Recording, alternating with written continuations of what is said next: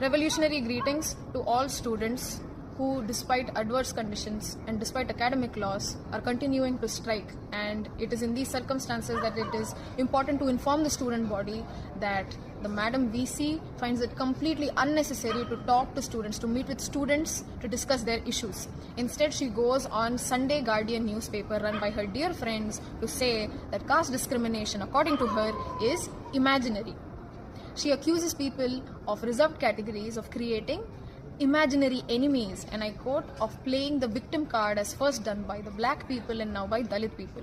She says that the UGC equity regulations are unequitable because it gives one section of the population powers at the cost of another.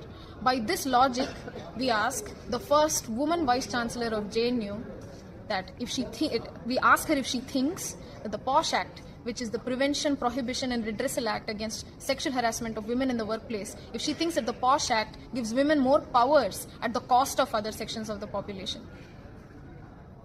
If for years you have been systematically excluded from, pushed out of, harassed, physically attacked and pushed to commit suicide, when the educational institution that you're a part of, the workplace that you're a part of, and even the police fail to take your complaint seriously, if under these circumstances there come some regulations that give you the basic ability to defend yourself, then these are protections against exploitation, against murder, and against loot of resources. We understand clearly that the VC does not know the difference between powers and protections. Further, she says that there were no demands for UGC equity regulations in non-Hindi speaking states. To this we raise the question, what about the institutional murder of Rohit Vemula, who was a student of University of Hyderabad, Telangana? What about the institutional murder of Payal Tadvi, who was a student of Topiwala National Medical College, Maharashtra? What about their mothers who led a 10-year-long struggle that culminated in the People's Draft of Rohit Act that was drafted under the purview of the High Court of Karnataka?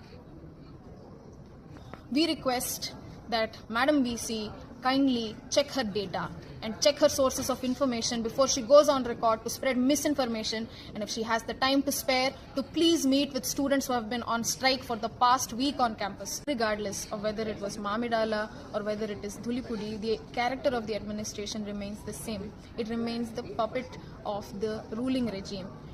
And the only solution, the only answer to this sexist, casteist, anti-student and racist even administration should be united resistance from the student body.